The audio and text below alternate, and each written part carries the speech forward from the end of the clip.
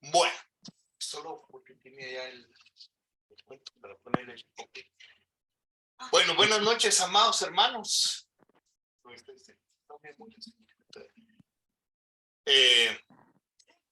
Sí, perdón, es que tengo otra pantalla ahí que está bloqueada. Bueno, pues fíjese, hermanos amados, que este tema en especial me apasiona mucho.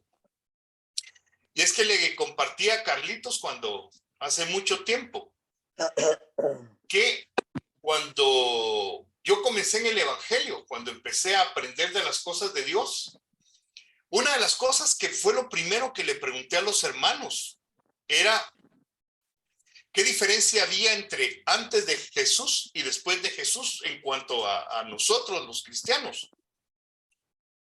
Y la segunda era, bueno, ¿y en qué parte del Apocalipsis vamos? Porque yo digo, no es posible que el Apocalipsis sea un libro que no se ha comenzado a cumplir y que se va a empezar a cumplir saber cuándo, y en fin, todo ese tipo de cosas. Pero nunca me pudieron dar una respuesta satisfactoria. Entonces, pues ahora que Carlitos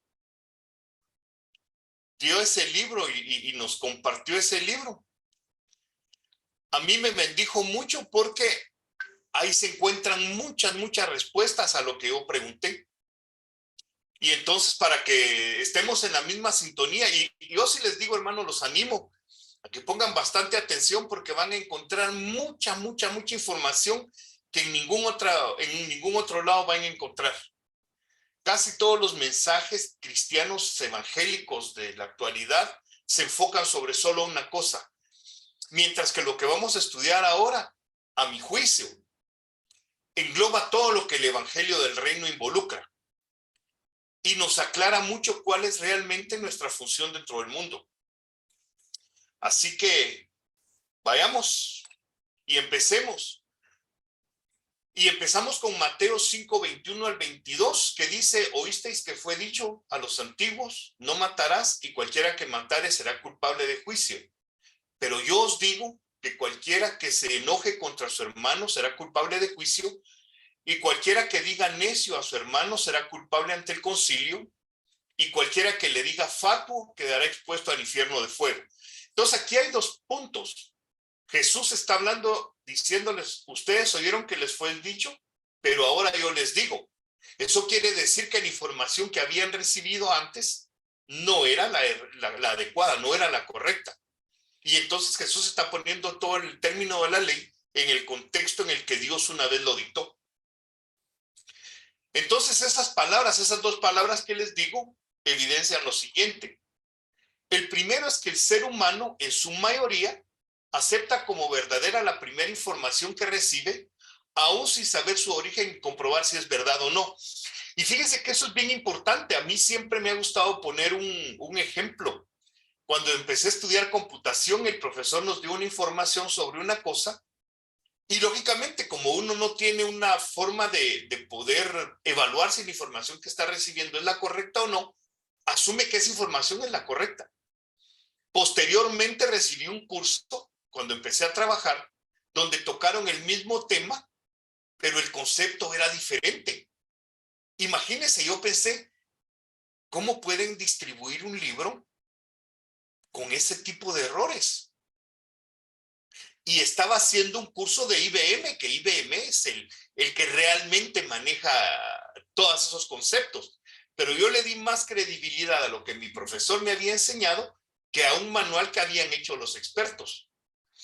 Después fui a IBM a recibir otro curso un par de años después y el concepto coincidía con el que yo había recibido en el curso, pero dije yo, no puede ser. Y hasta la tercera vez en la U dije yo, no puede ser que 3 expertos digan una cosa y estén equivocados. Pero esa es la importancia de la primera información que recibimos, que es a la que más peso le damos y quitarla de nuestra cabeza es muy difícil. La segunda, la primera información que recibimos regularmente se convierte en el filtro que utilizamos para evaluar la nueva información, es decir, se convierte en nuestra fortaleza. Y si se acuerdan, justamente la Biblia nos dice que tenemos que derribar las fortalezas que se levantan contra el conocimiento de Cristo. Y es precisamente por eso, por tanta información que hemos recibido, levantan barreras que cuando la verdad quiere penetrar es muy difícil. Y entonces tenemos que atesorar la palabra para poder botar todas esas fortalezas. La tercera es que mientras no aceptemos que la nueva fuente de información puede ser la verdadera, no estaremos dispuestos a analizarla y aceptarla para renovar nuestro entendimiento. Y es ahí el por qué la palabra de Dios es vital en nuestras vidas. Porque debemos aceptar que esa información es la verdadera, no importa cualquier otra fuente que recibamos, no debe tener ningún tipo de credibilidad cuando contradice al escrito está de la palabra de Dios. Y el cuarto dice, el análisis de la nueva información puede hacer que nuestra antigua creencia tenga un fundamento más sólido al verificar su veracidad, o bien desechar la antigua información y aceptar la nueva al comprobar su veracidad. Y eso es justamente lo que les platicaba al principio. Yo aprendí un concepto malo. Ok, si hubiera sido un poco más cauto cuando recibí la segunda, le hubiera dicho yo, bueno, esta información viene de expertos. Debí haber hecho a un lado la anterior y a utilizar esa como base, porque ya cuando la nueva información llegó, pues era más fácil. Ya iba a fortalecer en mí que la creencia que tenía era la correcta. Y fíjense en este caso tan especial. En el caso de nuestro Señor Jesucristo dice, siendo el maestro por excelencia, ¿por qué su mensaje no fue acatado por los líderes religiosos y por el pueblo? Imagínense, están viendo al Señor. Todo el mundo daba buen testimonio. Si leemos en la Biblia, dice claramente que todo el mundo daba buen testimonio de él. No había ninguna tacha que le podían poner. Sin embargo, cuando empezó a dar palabra que iba en contra de lo que ellos ya habían aprendido antes, el mensaje no pasó, no pasaba. Y miren lo que Jesús dice al respecto de eso. Dice en Mateo 23, 2 al 7, dice, en la cátedra de Moisés se sientan los escribas y los fariseos. Así que todo lo que os digan que guardéis, guardadlo y hacedlo, mas no hagáis conforme a sus obras, porque dicen y no hacen. Porque atan cargas pesadas y difíciles de llevar y las ponen sobre los hombros de los hombres, pero ellos ni con un dedo quieren moverlas. Antes hacen todas sus obras para ser vistos por los hombres, pues ensanchan sus filacterias y extienden los flecos de sus mantos y aman los primeros asientos en las cenas y las primeras sillas en las sinagogas y las salutaciones en las plazas, y que los hombres los llamen rabí, rabí. Y fíjese lo curioso de ese tipo de cosas. Si los líderes saben lo que hay que hacer y le enseñan al pueblo que tienen que guardar las cosas, pero después dice, ponen cargas en otros que ellos mismos no pueden llevar. Entonces, cuando los seguidores empiezan a recibir cosas difíciles de cargar, asumen que los otros que les están enseñando sí las están guardando. Entonces eso hace que automáticamente la estima hacia ellos sea mayor, porque dicen, a nosotros nos cuesta, me imagino estos cuates cómo han de sufrir. Pero como Jesús no vivía por apariencia, sino por realidades, se da cuenta que ellos ponían cargas que ellos no, ni con un dedo las querían mover. Y el asunto es que también tomaban los lugares de honor para que los demás los admiraran. Y se acuerdan que incluso en una les dice que ayunaban y se pintaban la cara y se denudaban el rostro y se ponían en lugares como para decir que ellos eran personas que respetaban la ley, que azotaban su cuerpo con lo que hacían, ¿verdad? Cayendo en hipocresía. Y dice además Jesús, dice, y esta es la condenación, que la luz vino al mundo y los hombres amaron más las tinieblas que la luz, porque sus obras eran malas. Y ese es simplemente el punto de lo que estaba hablando antes. La gente le gusta mucho que los hombres los honren, lógicamente, porque son cosas que pueden ver. Y entonces empiezan a darle valor lo que los demás piensan de ellos, sin importarles lo que Dios dice de ellos. Y luego otra cosa es que los mismos judíos acorralan a Jesús y le preguntan, ¿hasta cuándo nos turbarás el alma? Dice, si tú eres el Cristo, dínoslo abiertamente. Jesús les respondió, os he dicho, y no creéis.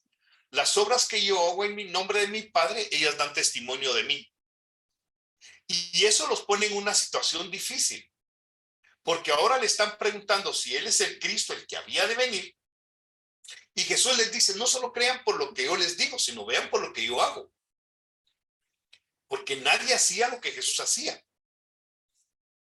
El mismo Nicodemo se lo dice, ¿se acuerdan ustedes? Que se acerca de noche y le dice, Señor, sabemos que has venido de Dios como maestro, porque nadie puede hacer las cosas que tú haces si Dios no está con él. O sea, no había excusa, pero ellos querían acallar su conciencia tratando de intimidarlo. Pero lo que a mí me llamó la atención está en Juan 7, 45 y 46. ¿Se acuerdan? Que los sacerdotes mandan a prender a Jesús y mandan a los alguaciles para que lo arresten.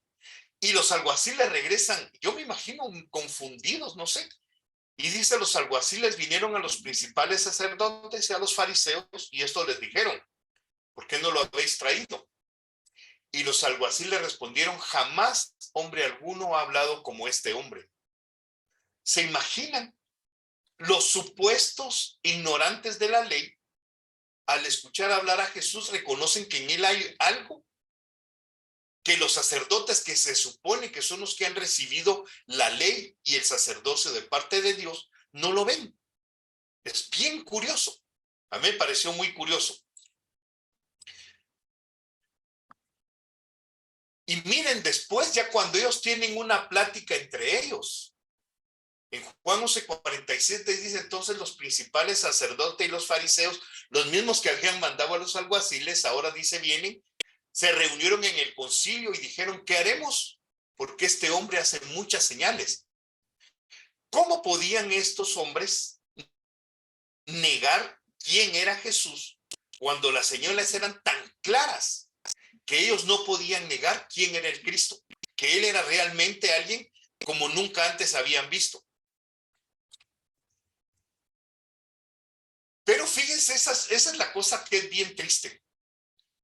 Dice Juan 9:22, estos dijeron sus padres porque tenían miedo a los judíos, por cuanto los judíos ya habían acordado que si alguno confesase que Jesús era el Mesías, fuera expulsado de la sinagoga. ¿Se acuerdan? Ese es cuando Jesús le dio la vista a un muchacho ciego. Y entonces ellos empiezan a preguntarle al ciego que por qué miraba y todo. Y en fin, le hacen muchas preguntas. Y el ciego pues les dice que él no sabe quién es Jesús. Lo único que él sabe es que era ciego y ahora puede ver. Y entonces ellos, no queriéndole creer, y después de que lo amonestaron, llaman a los papás para pedirles la opinión a los papás. Pero los papás no dijeron nada porque no querían ser expulsados de la sinagoga. Digo, ¿qué tanto les iba a servir la sinagoga si al final de cuentas un día tenían que abandonar el cuerpo y presentarse delante de aquel al que estaban negando? Pero esa ha sido la triste realidad incluso en nuestros días. Si una congregación enseña unos principios que no se ajustan a la palabra de Dios, bueno, pues dejémosla ahí por la paz, ¿verdad? Porque si no, pues nos tenemos que ir. Y realmente nosotros debemos reconocer que somos discípulos de Cristo y crecer en su doctrina, crecer y hacer su trabajo. Dice, pero el asunto fue que ellos, como vimos, rechazaron la palabra que Jesús les había dado. Y lógicamente, pues eso tenía que traer consecuencias. Y miremos cuáles son las consecuencias. Jesús los confronta en una ocasión, después de todas las barbaridades. Jesús les dice, por tanto os digo que el reino de Dios será quitado de vosotros y será dado a gente que produzca los frutos de él. ¿Se acuerdan que eso está en el contexto cuando Jesús habló de los labradores malvados? De unos que habían matado al hijo del dueño de la viña para poder quedarse ellos con la viña. Después de haber maltratado a los siervos y el señor, el padre de familia, mandó a su hijo porque según él lo iban a respetar, ellos viéndolo, decidieron matarlo y quedarse ellos con la herencia. Y Jesús les dijo que era por ellos y que el reino iba a ser quitado de ellos y dárselos a otra gente que iba a producir los frutos. Y fíjense luego, cuando empieza a hablar del juicio que iba a venirles a ellos, en el año 70 se cumplió eso. Dice en Mateo 24, 1 y 2, dice, cuando Jesús salió del templo y se iba, se acercaron sus discípulos para mostrarles los edificios del templo. Respondiendo él les dijo, ¿veis todo esto? De cierto os digo que no quedará aquí piedra sobre piedra que no sea derribada. Si ustedes se acuerdan, el templo era el que representaba y el que le daba valor a la religión de los judíos. Sin templo no había nada. Y se estaba cumpliendo lo que estaba diciendo. El reino iba a ser quitado como tal de ellos, iba a ser dado a otros. Se cumplió y les mandó juicio en el año 70. Y justamente se cumplió eso, que no quedó piedra sobre piedra que no fue demolida. Ahora, cuando consideramos, dice, el misterio escondido, debemos tener claro que ninguno de los que escribieron antes de Cristo lo entendieron. Eso implica que para ellos el cumplimiento tendría que ser conforme a lo que ya conocían de acuerdo a su descendencia y a su pueblo. ¿Se acuerdan que Dios habló muchas veces para definir lo que iba a ser el reino? ¿Se acuerdan que todo comienza con Génesis 3:15, cuando cuando Dios le da al diablo la condena de que su simiente, la simiente de la mujer, le iba a herir la cabeza y él iba a herir el calcañar? Luego eso se habría de cumplir en nuestro Señor Jesucristo. Pero toda esa parte encierra lo que se llama el misterio escondido, es decir, muchas profecías que se dieron, pero que no se lograban entender en su momento. Y es justamente de eso de lo que vamos a estar hablando en todo este tiempo. Ahorita solo les estoy poniendo el panorama general, pero van a darse cuenta en el desarrollo de los temas que cuando Dios le dio profecías, por ejemplo, a Abraham, él las tomó hasta cierto punto en un espacio reducido de tiempo. Se lo dio a Noé, se lo había dado a Noé, perdón, se lo dio a Abraham, le llegó a David y ahora viene con el Cristo. Todos esos pactos han sido con el propósito de establecer el misterio que Pablo nos va a explicar en el transcurso de nuestros estudios. Ahora, el hecho de revelar el misterio escondido tiene como propósito principal darle a la palabra de Dios, que es la Biblia, su verdadero valor y aplicación, aclarando los siguientes puntos. Y estos son varios puntos que he estado publicando de alguna manera en Facebook a través de pequeños escritos, pero que la gente todavía tiene un poco de problema con aceptar. Y uno de ellos es que la Biblia es un libro que fue escrito para todo ser humano, no solo para el cristiano. La Biblia dice, no solo de pan vivirá el hombre, se lo dijo a Moisés y lo repitió Jesús. No solo de pan vive el hombre, sino de toda palabra que sale de la boca de Dios. No dice, no solo de pan vivirá el cristiano, sino el hombre en general.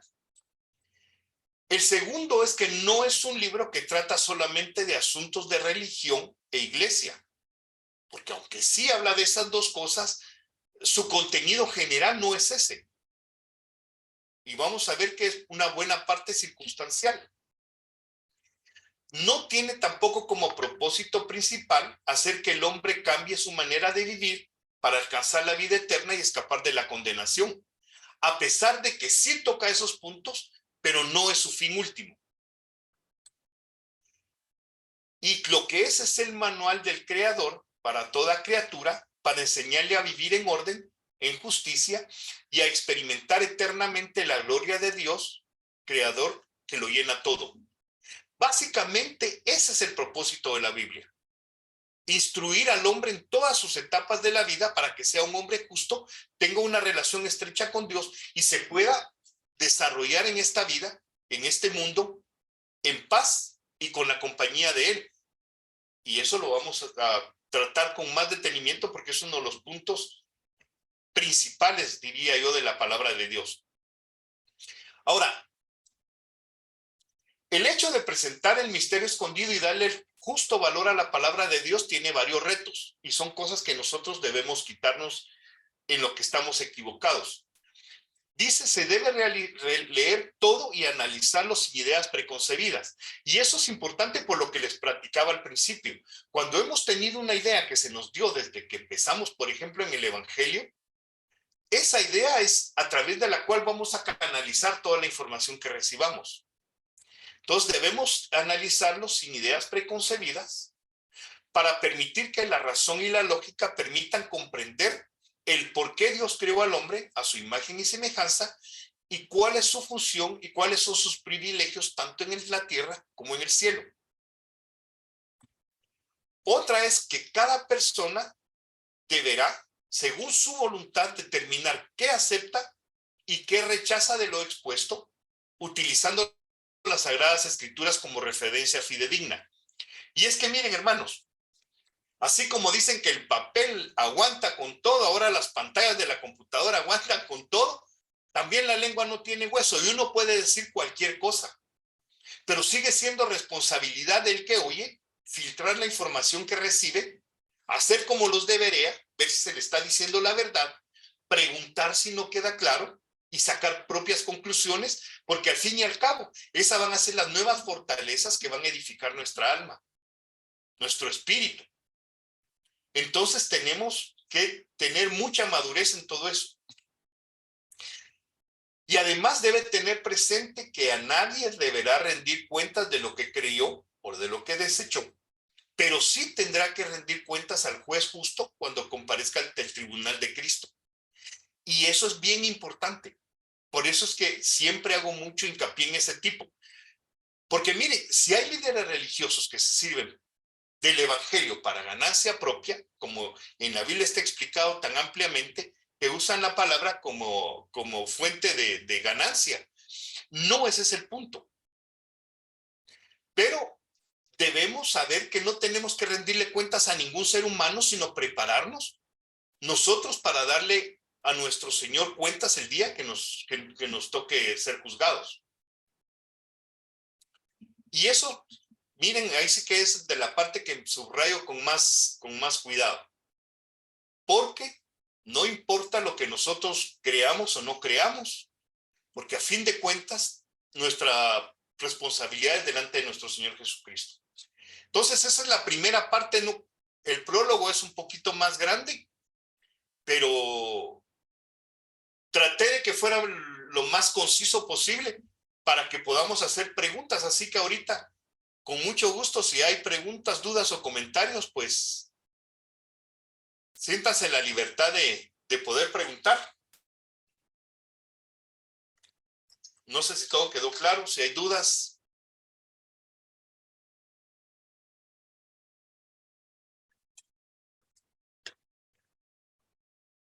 Sí, Víctor Hugo. No tenés sonido, ma. Ahí está. Ok. Sí, gracias. Definitivamente este tipo de estudio, cuando uno llega a contextuarlo, a asimilarlo, le encontrás otro sentido a las escrituras, a entender por qué Israel ya no es el pueblo de Dios, a entender cómo vamos a heredar la tierra. Te revela muchas cosas que a lo largo del estudio lo vas a ir viendo, pienso yo, y sobre todo que uno interpreta la Biblia de otra manera, con más riqueza, entendiendo el porqué de los pueblos, porqué de los reyes, porqué de los jueces, por qué los pueblos atacaban a Israel, por qué todo lo que hacía Jehová para mantener un orden, ¿verdad?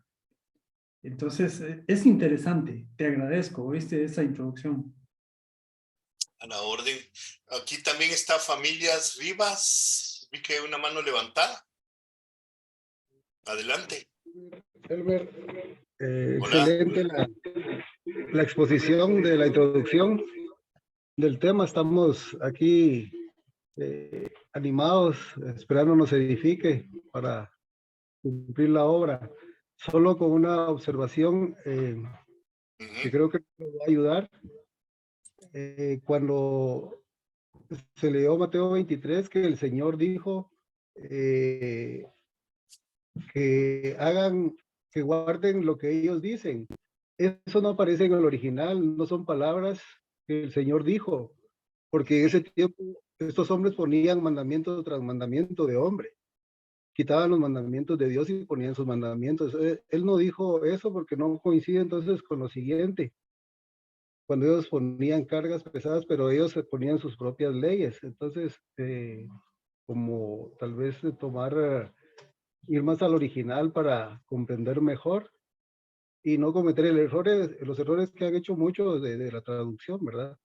Eso es mi consideración, pero por todo lo demás, excelente, y yo estoy seguro que va a ser de mucha bendición para la iglesia del Señor. Gracias, hermano. Voy a revisar, tengo mi original ahí, sí, suena interesante, lo voy a compartir la otra semana. Muchas gracias. No sé si hay otra pregunta. Si no hay otra pregunta, entonces sí voy a preguntar yo.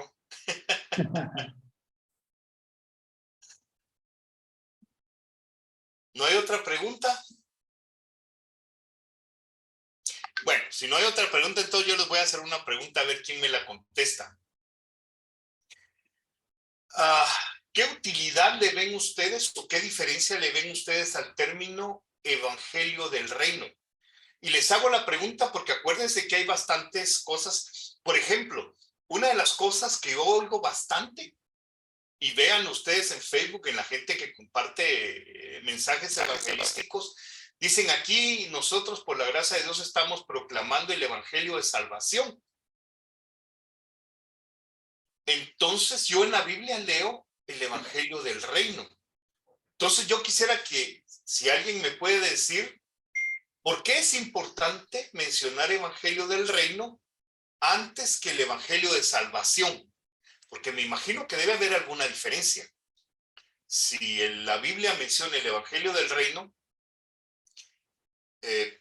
¿por qué es importante que nos aclaremos por qué el evangelio del reino y el evangelio de salvación o el famoso de prosperidad, que ahora se ha vuelto de moda, es importante hacer la diferencia? A ver si hay algún voluntario que me cuente.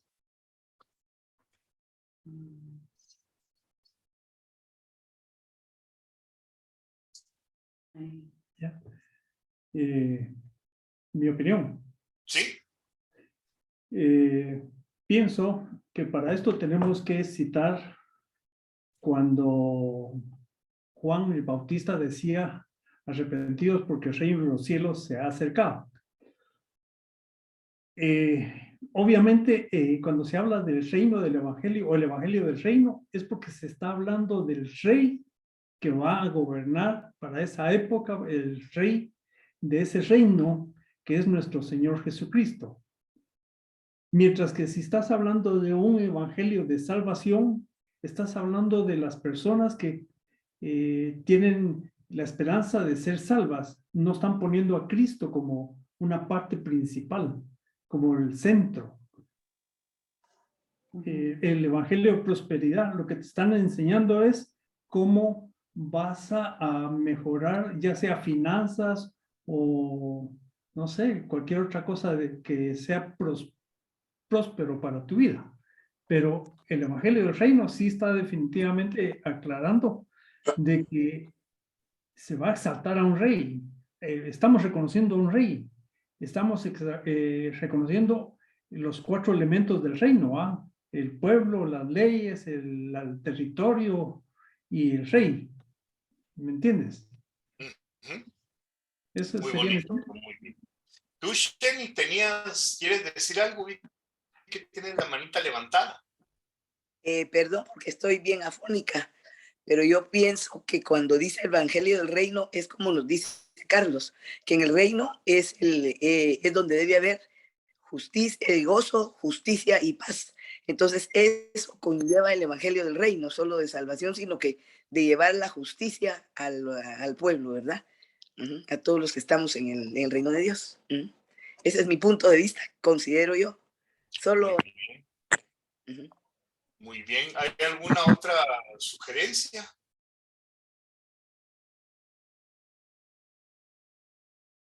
Y es que miren, Víctor Hugo, tocaste un punto muy importante en ese sentido.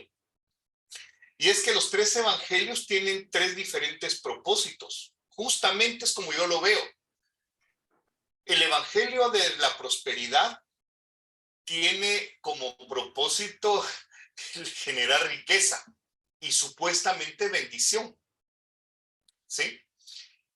Pero regularmente y lastimosamente la prosperidad viene para el predicador. Porque la Biblia es muy clara diciendo que es la mano del diligente la que es prosperada y la mano del haragán, del negligente es empobrecida.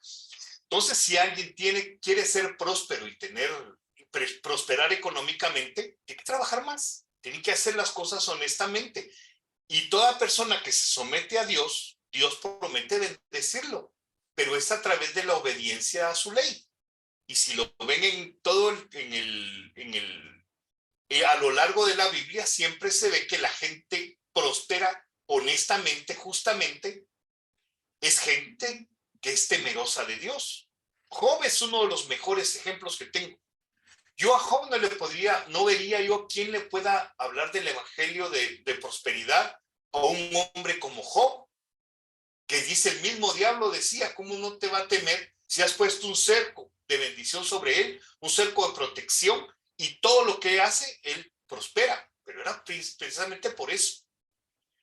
En el evangelio de salvación, como bien decías, Víctor Hugo, justamente el propósito y el beneficio general solo lleva toda aquella persona que dice sí, acepto. Pero no hay compromiso real, sino simplemente es una forma de querer decir, bueno, voy hasta aquí, voy a empezar a tirarle el evangelio de salvación a todos, a ver cuántos se salvan. Pero el enfoque está en el individuo. Mientras que en el evangelio del reino tenemos un propósito, y es que Jesús sea reconocido Rey y Señor, que Él sea el que dictamine las leyes, que Él sea el que juzgue y sea Él el que mande, porque eso es lo que nos tiene mal actualmente, que Jesús dice una cosa, el presidente dice otra, y el presidente tiene más razón, ¿verdad? Entonces, por eso es que el evangelio del reino es tan importante, y sobre todo, todos anhelamos, yo no creo que no haya cristiano en el mundo que no anhele que el Señor Jesucristo venga otra vez a la tierra. Pero el problema es que el evangelio del reino dice que para que Jesús regrese, sus enemigos sean puestos por estrado de sus pies. Eso está repetido varias veces, desde los Salmos.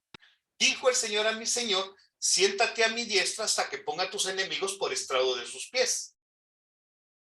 Y luego dice al final, dijo el Señor a mi Señor, o Jehová dijo a mi Señor, y está repetido incluso en el libro de Hebreos. Jehová dijo a mi Señor, o el Señor dijo a mi Señor, siéntate a mi diestra hasta que ponga a los enemigos por estrado de tus pies. Y la función de la iglesia, la función de los hijos del rey, es que los enemigos sean puestos por estrado de sus pies. Entonces eso hace una gran diferencia, porque si nosotros queremos que nuestro Señor Jesucristo regrese, lo lógico es que trabajemos para que sus enemigos sean puestos por estrado de sus pies. Entonces esa parte es muy interesante y es por eso que a mí me apasiona tanto, porque ese fue justamente de las cosas que quise saber cuando comencé en la iglesia, aprender cuál es la función que Dios espera de mí. Porque que sea un buen muchacho, está bien. Hay otros que son mejores muchachos, pero no están en la sintonía. Muchos de ellos son bendecidos, pero no son salvos, porque tenemos bien claro que la bendición y la aprobación son dos cosas diferentes. El que trabaja honrado y hace las cosas bien, prospera y es bendecido. Pero mientras Jesús no sea su rey y su Señor, el fruto ya lo tiene acá, ¿verdad? No sé si hay alguna otra pregunta, algún otro comentario, pero ese me pareció, porque es el punto medular de todo eso. Sí, Víctor Hugo, ¿vas a decir algo? Sí, ese comentario que estabas haciendo de poner a los enemigos por el estrado de sus pies, a mí se me aclaró cuando leí Colosenses. No, perdón, es el libro antes de Colosenses, ¿cuál es? Efesios. En Efesios 2 está claramente cuando Jesús le dice que todo eso de poner los enemigos por el estrado de sus pies se lo ha dado a la iglesia, por cabeza a la iglesia. Eso quiere decir, es una responsabilidad que a la iglesia se la ha dado.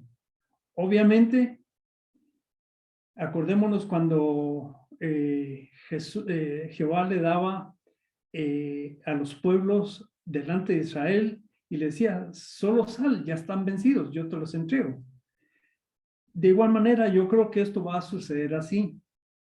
Nos lo dejó a la iglesia como una responsabilidad, pero tenemos que dar el paso, tenemos que meter el primer paso en el agua para hacerlo y Él va a hacer el resto.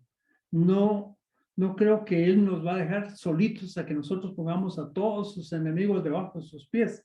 Él piensa, o Él creo que quiere que la iglesia dé el paso de responsabilidad para que esas áreas que son los enemigos, que son esos montes que se levantan y querer ser del mismo tamaño del reino, del rey, de la magnitud de Dios, pues sean puestos por estrado de sus pies. Solamente nosotros como humanos creo que no lo vamos a poder lograr, pero con la intención que pongamos, el mismo Dios, el mismo Jesucristo, nuestro Señor, lo va a hacer. Pero Él quiere que nosotros caminemos en eso. Es mi interpretación. Sí, de acuerdo, totalmente de acuerdo. Y es que te acordás que en el momento, si cuando uno lee, ahorita estoy leyendo el libro de los Segunda de Crónicas, creo que voy, y se ve siempre eso. Dios da un mandato, Dios dice, vayan porque yo ya hice, pero si uno lo piensa, Dios no lo ha hecho si todavía los enemigos están ahí. Pero Dios ya había, por ejemplo, echado su temor sobre esa gente. Ya simplemente ellos tenían que ir y dar los pasos que humanamente podían dar. Pero la parte espiritual, Dios ya la había hecho. Era simplemente de ir y hacerlo. Los muros de Jericó para mí son uno de los más confrontantes, digo yo.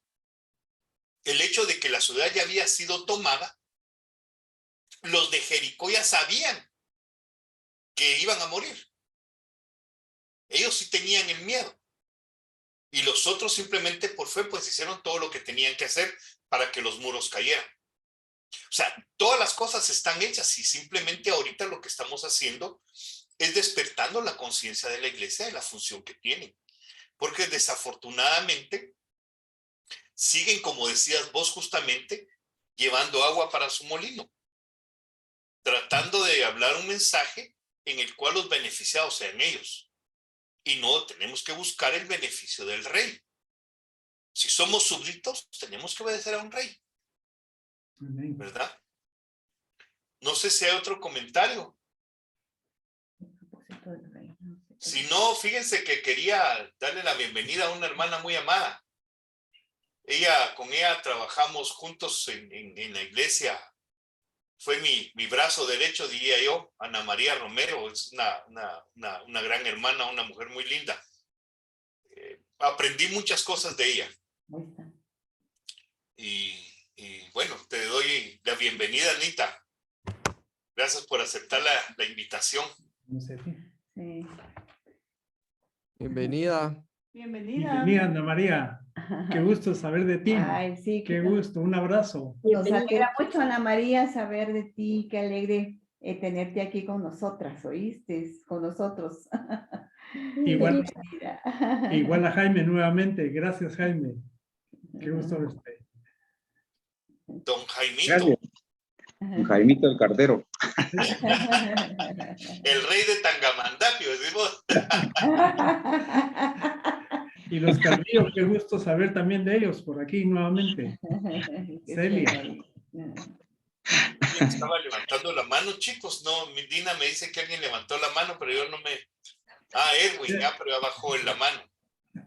El que ve Yo todo. estaba aplaudiendo, es que vine tarde, mucha, perdón, pero sí venía oyendo más o menos en el camino. Entonces, solo estoy ahí viendo y oyendo las últimas de cambio, pero solo al baño, quitarme la camisa y venir a sentarme, pero ya estaban haciendo las últimas. Entonces, de todas maneras, me da mucho gusto saludarlos otra vez. Hoy me ha tocado correr un poco y volar mucho. Bendición de Dios. Ujú. Yo ¿Pero solo tengo una curiosidad, Dime, Claudita. porque Víctor Hugo mencionó algo acerca sobre que Juan el Bautista dijo, arrepentíos porque el reino de los cielos se ha acercado. Ujú. Entonces, a mí me da a entender que el reino está en los cielos, en el cielo, pero no sé por qué mencionan el reino de los cielos y ustedes solo mencionaron otros tres. Eso es. No, mira, tal vez hay que ponerle un poco de contexto. ¿Te acuerdas que en Isaías está escrito: vos que clamen en el desierto, preparad camino a Jehová, enderezad calzada en la soledad a vuestro Dios? El asunto es que esa voz que clama en el desierto se cumplió en Juan el Bautista. Y Juan el Bautista estaba preparando el camino para la llegada de Jesús. ¿Sí? Entonces, cuando Juan el Bautista comenzó su ministerio, empezó diciendo: arrepentíos, porque el reino de los cielos se ha acercado. ¿Y te acuerdas? Qué bonito que mencionaste eso, porque ahí tiene uno que ponerse a pensar cuando Juan bautizaba y empezaba a exhortar a la gente. Por ejemplo, le decía a los servidores públicos: no sean ladrones, conténtense con su salario, no pidan extorsiones. Una de las cosas que Dios habla mucho, y por eso les digo, toda la Biblia tiene leyes para todo. Incluso habla de las leyes, de las balanzas justas. Y es normal.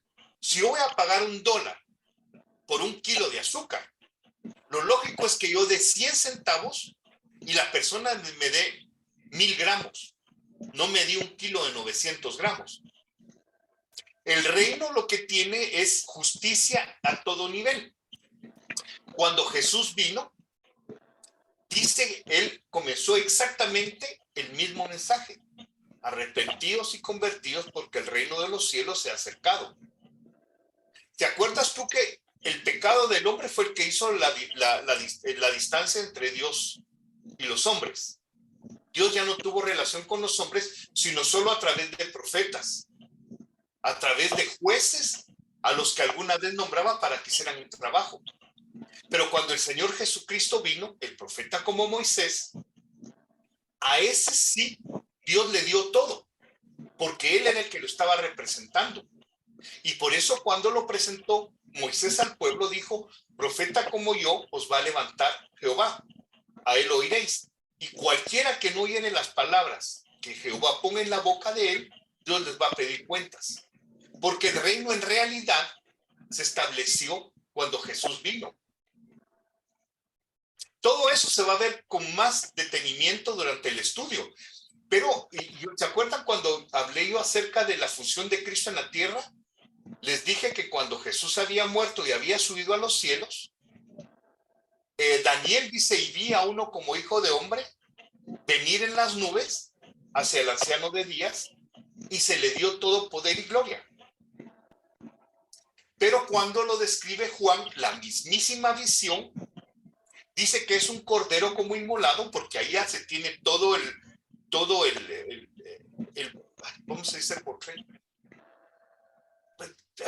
Perdón, tiene todo el panorama, perdón. Ya Juan tiene todo el panorama, y entonces a él Dios sí le revela que viene uno como cordero, como inmolado, y él recibe todo poder y toda gloria. Pero cuando Jesús regresa y asciende a los cielos, dice: toda potestad me es dada en el cielo y en la tierra, por lo tanto id y hacer discípulos a todas las naciones, bautizándolos en el nombre del Padre, del Hijo y del Espíritu Santo, enseñándoles que guarden todo lo que les he mandado, y aquí yo estoy con ustedes todos los días hasta el fin del mundo. Esas palabras de Mateo 28 es algo que yo he tenido siempre en mi cabeza, porque el evangelio del reino descansa, si lo quisieran ver así, en esa palabra. Porque el reino se estableció cuando Jesús vino. Jesús es rey hoy, es Señor hoy, es Dios hoy, es el que debe dictar las normas, y si nosotros no hemos avanzado, es por nuestra cabeza dura, porque nos ha costado mucho entender que el rey es Jesús, no son el montón de tramposos que viven en el mundo, que las leyes justas que deben gobernar al mundo son las leyes que el rey Jesús puso y que nosotros hemos permitido que no se respeten. Y que el propietario de la tierra, el que determina cuándo hay cosecha, cuándo no hay, cuándo hay lluvia y cuándo no hay, sigue siendo el Rey y Señor Jesús. Entonces, cuando nos hablan del calentamiento global, que nos hablan de esto, nos hablan de esto, nos hablan de esto, asumimos que Jesús ya perdió el control, porque ahora con la tecnología los hombres son tan poderosos que pueden hacer lo que les dé la gana en el mundo y Jesús ya no puede hacer nada. Y se acuerdan que hay una palabra, no me acuerdo si es en los Salmos, cuando dice que los reyes dicen desatémonos de sus ligaduras, desatémonos de sus ataduras, algo así como lo que dice Dios que ya no nos importe. ¿Y qué es lo que Dios dice? Jehová se reirá de ellos.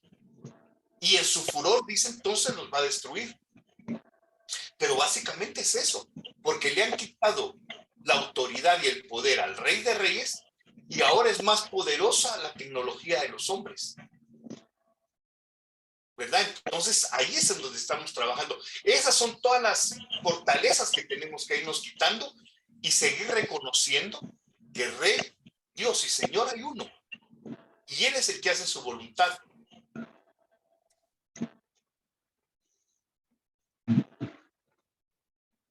Y saben, solo para ponerle la cerecita al pastel, me acordaba ahorita que estaba diciendo eso. ¿Se acuerdan? Cuando Moisés se presentó delante de Faraón y empezaron a hablar. Y Faraón le dijo que orara a Dios para que se fuera una plaga. Y le dijo Moisés, para que veas que Jehová es Dios y hace de él en la tierra y su plenitud. Cuando yo salga y ore, todo eso va a parar. Y así pasó. Él salió, oró y la plaga paró. O sea, Dios hace cuando quiere y como quiere. Pero eso tenemos que aceptarlo los cristianos y debemos actuar de acuerdo a esa verdad. De acuerdo, esa debe ser realmente nuestro fundamento en donde estamos parados. Mientras no lo hagamos, Dios no va a ir en contra. Si Dios ya nos delegó a nosotros la autoridad de hacer cosas, Dios no la va a hacer por nosotros. Estoy seguro al 100%. Lo que Dios nos delegó, Él no lo va a hacer. No sé si hay alguna otra pregunta, porque ya me ganó otra vez el habla. Perdón.